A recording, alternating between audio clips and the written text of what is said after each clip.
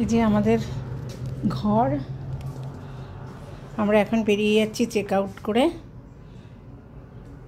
এই যে আমাদের হোটেল, চেক আউট করে বেরিয়ে যাচ্ছি। মেয়ে গেছে অফিসিয়াল কাজ সারতে, আমি এখন ঘরের সামনে ওয়েট করছি। ওরা এসে লাগেজটা নিলেই আমি বেরিয়ে যাব। ঠিক আছে, যাক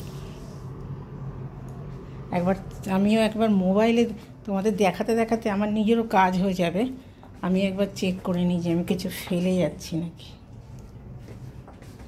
হ্যাঁ গো, সব ঠিক আছে। ব্যাস, তাহলে চলো। আমরা পৌঁছে গেছি বোলপুর শান্তিনিকেতন স্টেশন। যে ঢুকছি স্টেশনে,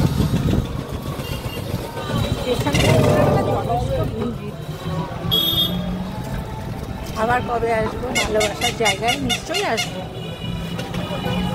টান থাকলে আসতে পারবো। বারবার আসি এখানে, এই শান্তিনিকেতন স্টেশন।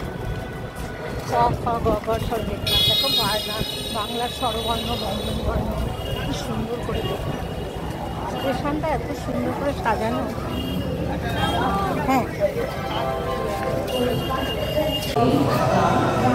এই শান্তিনিকেতন স্টেশন।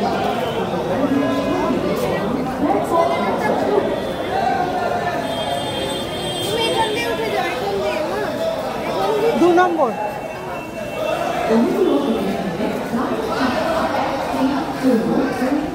এই যে শান্তিনিকেতন স্টেশন, দেখো কি সুন্দর ডিজাইন করা, কি সুন্দর না? নামের সাথে মানে স্টেশনের কি মিল। সবার উপরে, মাথার উপরে একজনের নাম, সে হচ্ছে কবিগুরু আমাদের।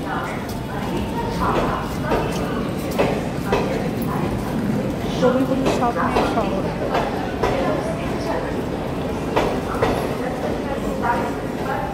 আমাদের বিশ্বকবির দেশ, বিশ্বকবির ভালোবাসার জায়গা ছেড়ে যাচ্ছি।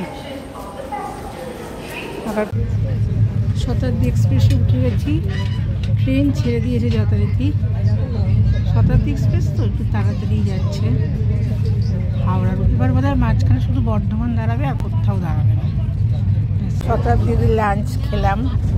লাঞ্চে যা ছিল ওই তোমাদের দেখাতে ভুলেই গেছি, খেয়ে নিয়েছি।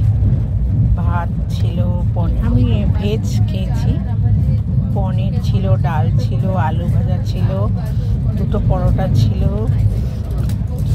আমি অতগুলো খেতেও পারিনি, ফেরত দিয়ে দিলাম। তারপরে দিয়েছি দই আর এদিকে আইসক্রিম, একটা করে জলের বোতল। ভালো ইনাফ খাবার, যত খাবার অতটা খাওয়াও যায় না, খেতে পারিনি অতটা। লাঞ্চ কমপ্লিট হয়ে গেল। বর্ধমানের পরে তো দাঁড়াবে না কোথাও, সোজা হাওড়া। ভাবলাম একটু ঘুমাবো। আমরা পৌঁছে গেছি হাওড়াতে। এসে গাড়িতে উঠে গেছি, এখন হাওড়া ব্রিজে উঠবো। প্রচুর ভিড়, লাইনও ছিল প্রচুর। যাই হোক, পৌঁছে গেছি। আজকে ওয়েদারটাও দেখছি ভালো, একটু মেঘের মতো। এখন আমরা বাড়ির উদ্দেশ্যে রওনা হচ্ছি। যাক, মোটামুটি কলকাতা টু শান্তিনিকেতন ঘোরা, দেখা, খাওয়া সব কিছুই ভালো ছিল।